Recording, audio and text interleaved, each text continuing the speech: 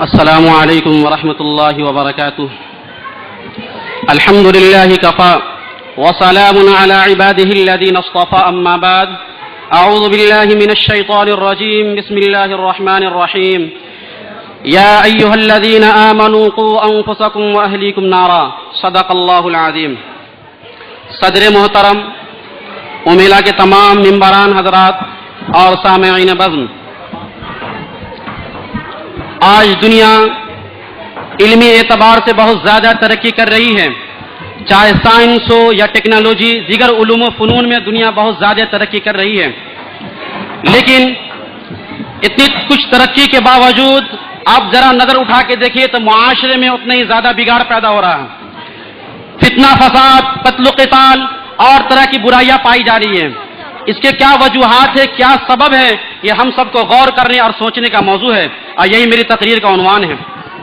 میرے دوستو، آپ ٹھنڈے دل سے سوچیں گے تو یہ بات ضرور کہیں گے. اس کی دو وجہ ہو سکتی ہے. ایک تو دین سے دوری یا دوسرے تربیت کی کمی.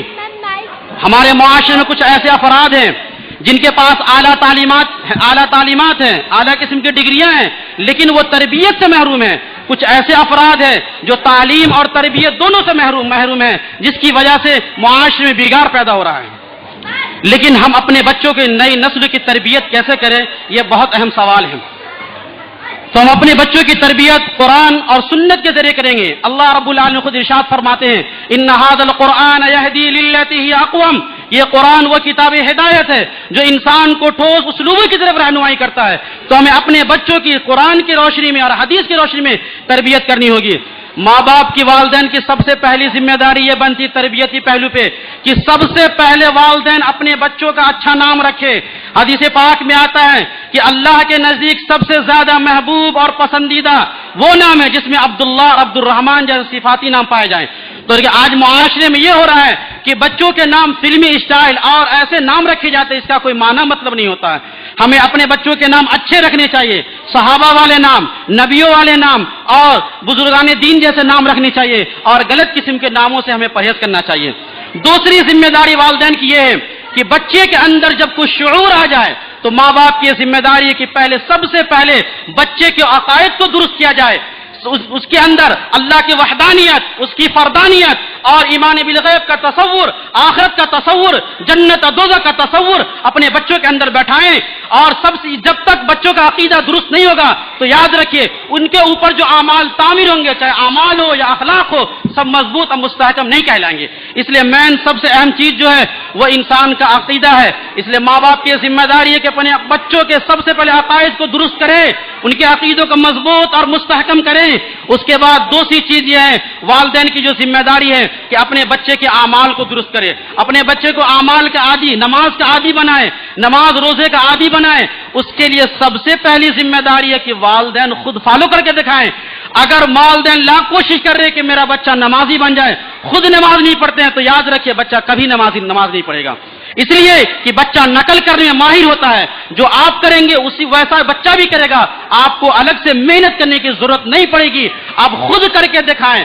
آپ نماز کے عادی ہیں، آپ نماز پڑھتے ہیں، تو یاد رکھیے، یقین جانیے کہ آپ کے بچے بھی نماز کے پابند ہوں گے اور وہ نماز پڑھیں گے. تیسری چیز ہے اس کے بعد بچے کے اخلاق کو درست کرنا، کہ بچے کے اخلاق سچ بولنا، جھوٹ سے، غیبت سے صلہ رحمی کا جذبہ پیدا کرنا، ایثار اور قربانی کا جذبہ پیدا کرنا، اپنے بچوں کے اندر اخوت و بھائی چارگی کا جذبہ پیدا کرنا. لیکن یہ سب کب پیدا ہوگا، کیسے آئے گا، کس طرح آئے گا، یہ آپ کو دیکھ کر کے آپ کے بچے سیکھیں گے. گھر کے دیگر افراد اگر لڑائی جھگڑا کریں گے، آپس میں ایک دوسرے کی غیبت کریں گے، ایک دوسرے سے لڑیں گے، تو یاد رکھیے، یقین جانیے کہ آپ کا بچہ وہی چیز سیکھ کر کے ویسا ہی کرے گا. اگر آپ چاہتے ہیں کہ میرے بچے کے اندر اپنے بچے کی صحیح تربیت ہو تو آپ کو خود پہلے اپنے آپ کو، اپنے اخلاق کو، اپنے اعمال کو، اپنے عقیدہ کو درست کرنا پڑے گا. جب جا کے آپ کے بچے کے عقائد، ان کے اعمال اور اخلاق جب جا کے درست ہوں گے. تیسری چیز یہ ہے ماں باپ کی ذمہ داری، اگلا مرحلہ جو آتا ہے وہ یہ ہے کہ بچوں کی صحت کا پورا خیال رکھنا. اس لیے صحت ایک نعمت ہے. حدیث پاک میں آتا ہے کہ طاقتور مومن کمزور مومن سے بہتر ہے. تو ماں باپ کی یہ ذمہ داری ہے کہ بچوں کے صحت کا بھی خیال رکھا جائے. کوئی ایسی چیز نہ کھائے جس کی وجہ سے اس کے صحت پہ غلط اثر پڑے، اس کے صحت کا خیال رکھنا. اس کے بعد اگلا مرحلہ آتا ہے کہ اپنے بچوں बच्चों की तरबियत में कि उसको बुरी सोहबत से बचाना, बच्चों को बुरे सोहबत से बचाना। आप घर के अंदर लाख कोशिश कर रहे हैं, खूब मेहनत कर रहे हैं, लेकिन आपका बच्चा मुआशरे में जा रहा है, मोहल्ले में जा रहा है, तो वो चीज वो सीखेगा जो उसके दोस्तों के अंदर जी सिफात पाई जाती है। तो आप अपने बच्चों को बुरे सोहबत से बचाएं, गलत रास्ते से बचाएं, और याद रखिए अगर इस तरह आप नहीं करते हैं तो कल अल्लाह की अदालत में खड़े होकर ये बच्चा आपकी गिरबान पकड़ेगा और कहेगा मेरे रब, यही मेरे वालिदैन जिन्होंने मेरी सही तरबियत नहीं की थी, तो अब अल्लाह की अदालत में मुजरिम करार दिए जाएंगे। इसलिए हर माँ बाप की जिम्मेदारी है कि बच्चों को अच्छी तालीमात से मुज़य्यन करे, उनके अखलाक को और उनके अकायद को दुरुस्त करे। यह हर वालिदैन की जिम्मेदारी है, और माँ बाप की जिम्मेदारी कि बच्चों को बेहतरीन सांचे में ढाला जाए, उसकी सही तरबियत करें। ये माँ बाप की जिम्मेदारी, इसलिए माँ का गोद पहला मदरसा होता है। माँ अच्छी तरबियत कर देगी तो याद रखे ये बच्चा आगे चल करके जिसके कांधों पे कौम की जिम्मेदारी होगी, वो उस जिम्मेदारी को, उस बारे अजीम को सही से निभा पाएंगे, सही से उठा पाएंगे, आप अगर सही तरबियत करते हैं तो। और अगर सही तरबियत नहीं करते हैं तो कर अल्लाह की अदालत में मुजरिम करार दिए जाएंगे। याद रखिए, इसलिए कि आपकी जिम्मेदारी है कि बच्चों की सही तरबियत करें। हदीस पाक में आता कि हर शख्स निगरां है, कल अल्लाह रब्बुल आलमीन हर से अपने मातहतों के बारे में सवाल करेंगे, उनसे पूछेंगे, तो कल अल्लाह की अदालत में आपसे सवाल किया जाएगा, बच्चों के मुताल्लिक आपसे पूछा जाएगा। इसलिए हमें जरूरत है कि अपने बच्चों की अच्छी तरबियत करनी चाहिए, बच्चे को अच्छे अखलाक से, अच्छे अमाल से उसको मुज़य्यन करें। उसके बाद दूसरी चीज ये है कि हदीस पाक में आता है कि इंसान दुनिया से जाने वाला तो चला जाता है, लेकिन 3 अमाल ऐसे हैं जिनका अमल का सिलसिला कभी खत्म नहीं होता।